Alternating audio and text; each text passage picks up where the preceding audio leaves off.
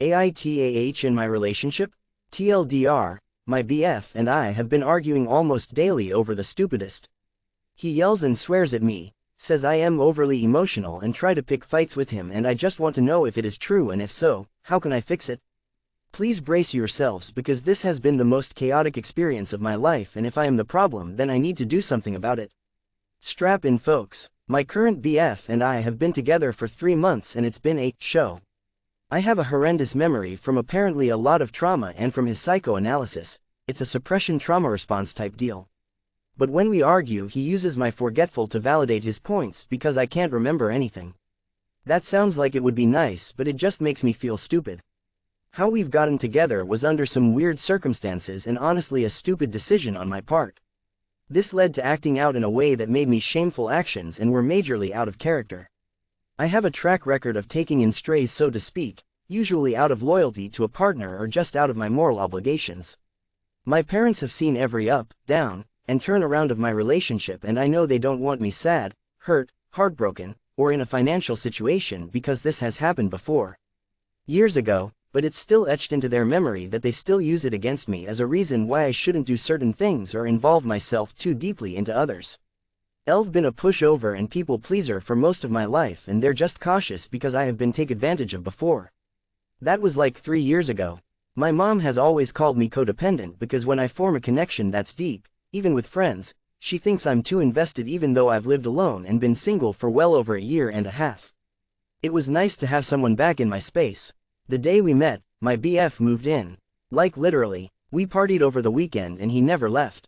9 days later we're official. The days matter for context. We hooked up, all that, and was under the assumption he'd be gone within a week, stayed for the weekend, leave back home, and he's still living here. Quick backstory and part of why I feel so remorseful as to how my actions have transpired, because genuinely I can't justify them or pinpoint where the level of rage came from. His mother passed away in February, and 2 months later the mother of his 2 kids took them, falsely called the police, and abandoned him, after he gone through 6 years of physical emotional abuse by this lady. He was shortly kicked out of his home, lost the job he had, etc. I met him and truly felt like the universe placed him directly in front of me. We've never separated since we met. Ever. First issue. My ex and I were trying to maintain a friendship, and TBH, it was stupid and unnecessary. I am usually really good with the people I've been with, so I figured it would be okay, but he crossed a line and my BF ended up getting involved, resulting in threats to my ex, screaming from my ex to me, crying, lots of. I also accidentally called my BF my ex's name in the beginning of our relationship a few times, unfortunately. My BF asked me to block the dude, which I did, but then unblocked it to resolve some money I was owed by him. All hell broke loose again. I admit I should have listened from the get-go. I am still really sad about how much damage I caused early on.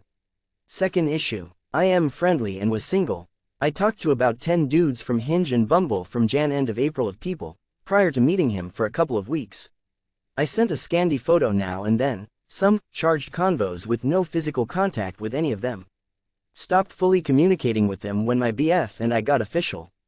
I called them guy friends instead of people I talked to explicitly or whatever, and that apparently is a no-no and means I am a deceitful and lying person, because no one hooks up or has explicit convos with friends, and me saying that means every guy friend I have can no longer be trusted to not have fucked them.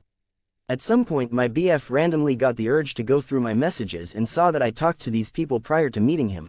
Some maybe a week or 2, but communication ceased once we were solid, with the exception of someone I considered a friend of mine for years, and my ex made me cut him off because he didn't trust him. Then it was him snooping through my phone to prove to me that I am a hoe who sent pics to people, and even though I haven't spoken to them in months, means that they have fair game to just burst into my house and assault me if they wanted. He says he's protecting me and keeping me safe. He had been going through my iPad behind my back. On multiple occasions I was woken up in the middle of night to discuss whatever he found. He asked to see every people I've spoken to's conversation, and I somehow accidentally deleted everyone with the exception of one conversation. My phone glitched out and froze, so I couldn't do that for him. This was a back and forth battle for at least 3 weeks, to the extent where my dad had to come immediate situation because I was hysterical and crying. He had his own perception and viewpoints and wasn't listening to me, and because of my trash memory, nothing I say can be fully trusted. It got to a point where he says I tried to spit on him and I leaned on his motorcycle and it slipped and legitimately tapped, not fell to the ground. I have a terrible habit of talking over people when I am frustrated or excited. It's never intentional and he thinks I use that as a way to deliberately piss him off. It's not. My dad helped the situation. My BF later said he thinks we ganged up on him. At some point we came to a resolution and things were okay for a while. Third issue. During these disagreements, I would record our conversations without him knowing so I could refer back to them later. See where I fucked up in the situation if I was overreacting because, as he always points out, my memory is terrible. Bottom line, he didn't like this and assumed it was for nefarious reasons. Should I have told him?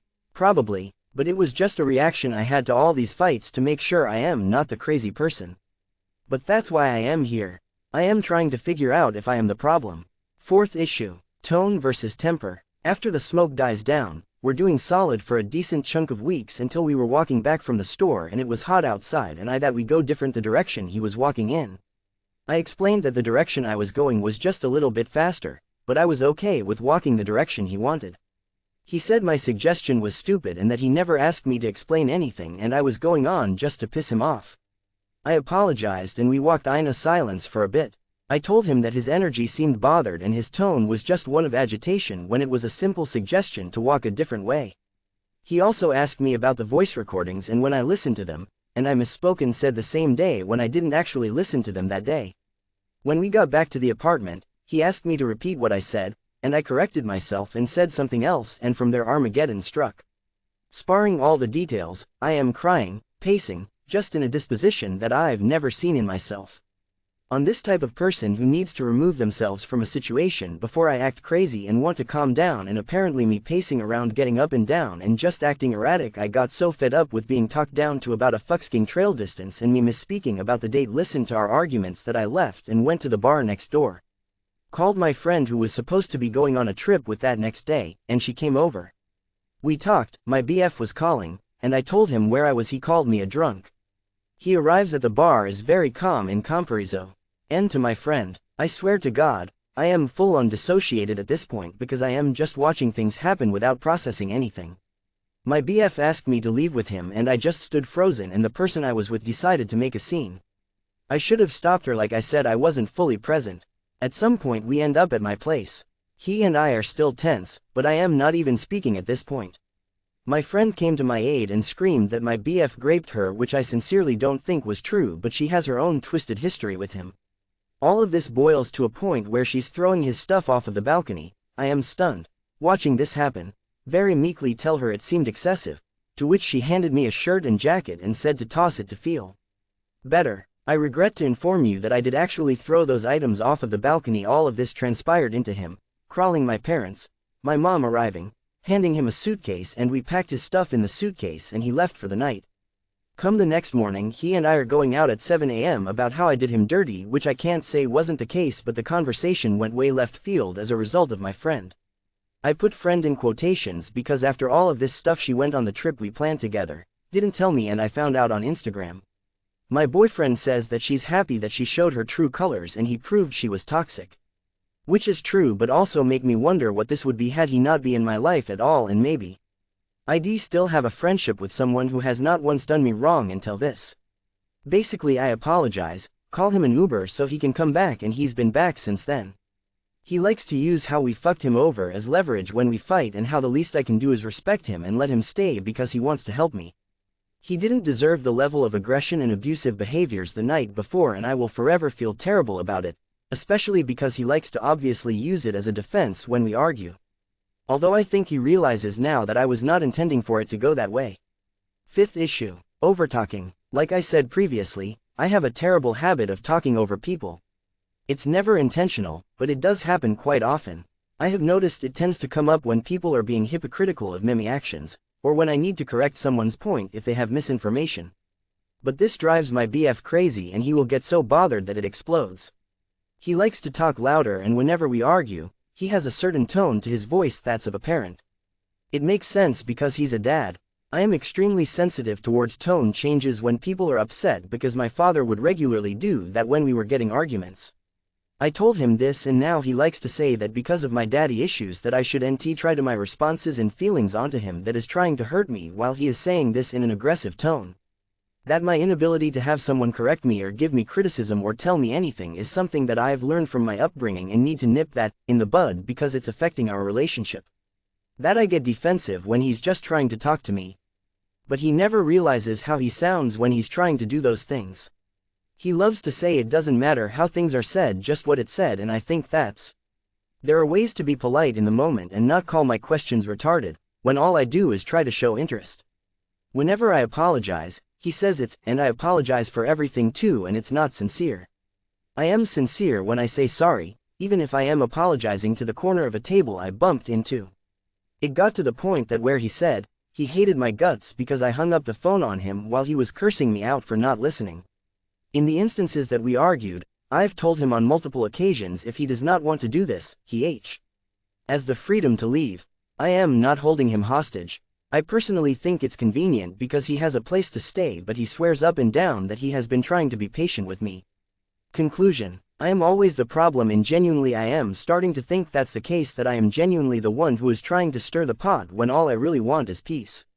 He has a very controlling nature, but he says it's out of compassion and care and coming out of the relationship that he once was in. You would think that approach would be gentler. Maybe because he actually can have control for once, he uses it at his convenience. IDK. I am trying to be objective without trying to fluff up either side, because if we're gonna be obvious, it's clear that this is not a good relationship for either of us.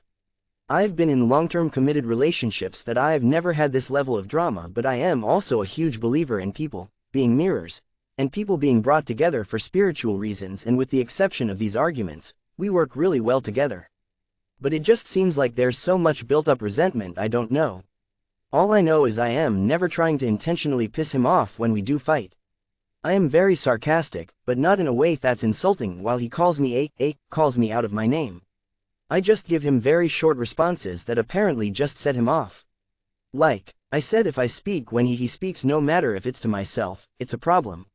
I want this to work, and I know it's ideal for him to just move out, but at least he saved money to get an apartment. He just got a new job, and to top off this cake, I just got fired from mine.